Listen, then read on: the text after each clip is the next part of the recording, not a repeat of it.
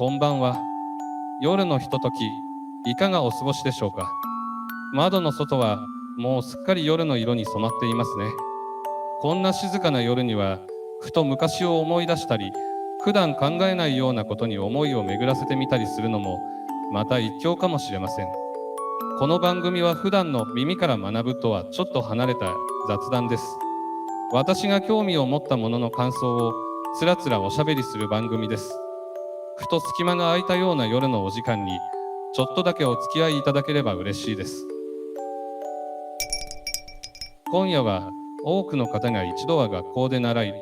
そしてこれって大人になって使うのと疑問に思ったかもしれない、ある数学のトピックについて少しゆったりとお話しさせていただこうかなと思っています。今回のテーマは因数分解です。なんだか懐かしい響きですよね。そしてもしかしたら昔を思い出してちょっとだけ眉間にシワが寄ってしまう方もいらっしゃるかもしれません。テレビ番組で有名タレントが大人になってから必要なものなのと問いかけていたことで記憶にある方もいらっしゃるかもしれません。サイン、コサイン、タンジェント、なんでこんなの勉強するんだっけなんて会話、学生時代に一度はしたことありませんか。そしてその代表格とも言えるのがこの因数分解かもしれません。テストが終わったら忘れていいやつでしょなんて思っていた方も少なくないのではないでしょうか。確かに日常生活でちょっとこの数字を因数分解してみてなんて言われる場面はまずありませんよね。コンビニでお釣りを計算するのに因数分解は使いませんし、企画書を作るのに素因数分解が必須スキルというわけでもありません。だから因数分解なんて結局使わないじゃないかと思ってしまうのも無理はないのかもしれません。でも実は私たちが気づかないうちに因数分解的な考え方やそれが基礎となっている技術にたくさんお世話になっているんです。例えばインターネットで私たちが安全に情報をやり取りできるのもこの因数分解の考え方が関わっています。具体的には素因数分解というものですが、これは素数と呼ばれる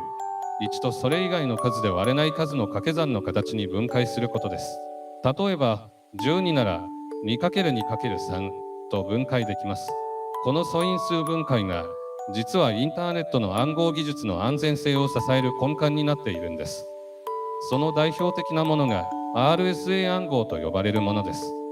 RSA 暗号とは1977年にマサチューセッツ工科大学のロナルド・ギベスト、アリ・シャミア、レオナルド・エーデルマンの3人によって開発されたもので、彼らの頭文字を取って RSA 暗号と名付けられました。この辺でだんだん眠くなってきたのではないでしょうか。でもせっかくなのでもう少し詳しく説明します。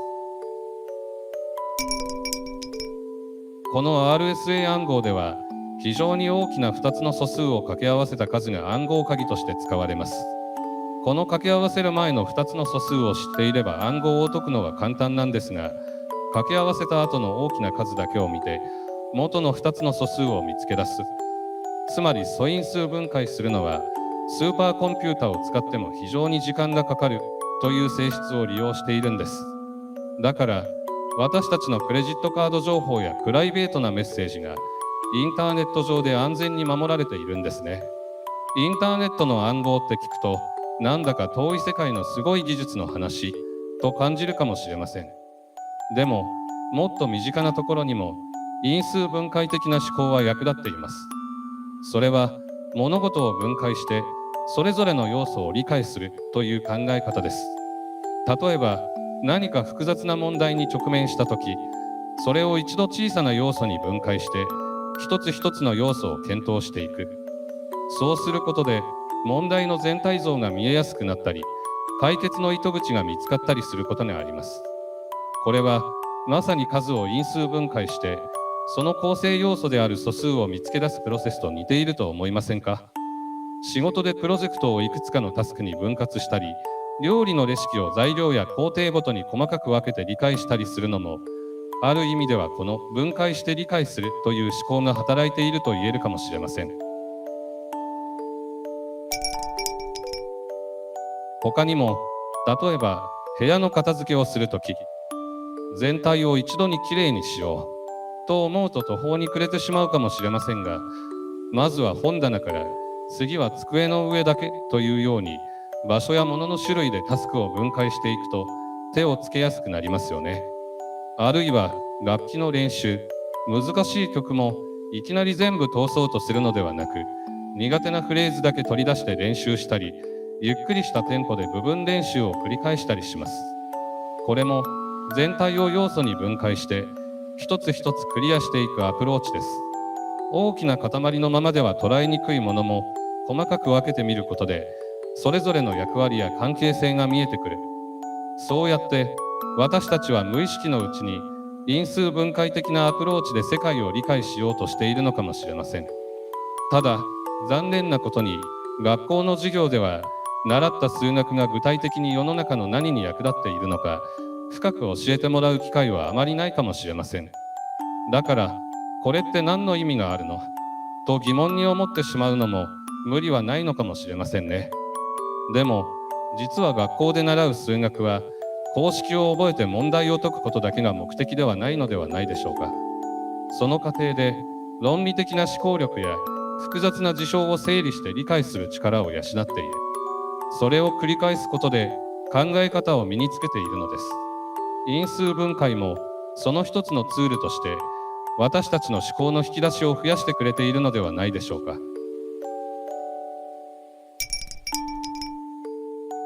もちろん日常生活で x の2乗 -5x プラス6を因数分解せよと叫ぶ人はいないでしょう。もし近くにいたらめちゃくちゃ怖いですね。でもその背後にある要素に分解して考える本質を見抜くといった力は形を変えて私たちの生活や仕事のさまざまな場面で生きている。そう考えると、あの頃ちょっとだけ苦労したかもしれない因数分解も決して無駄ではなかったのかもしれないな、なんて思えてきませんか。数学の世界は時に私たちに抽象的で難解な印象を与えるかもしれません。でもその奥には世界を理解するための普遍的な知恵や物事の本質に迫るための強力なツールが隠されています。因数分解もその一つ。直接的に使う場面は少なくても、その考え方は私たちの思考の根っこを育ててくれているのかもしれません。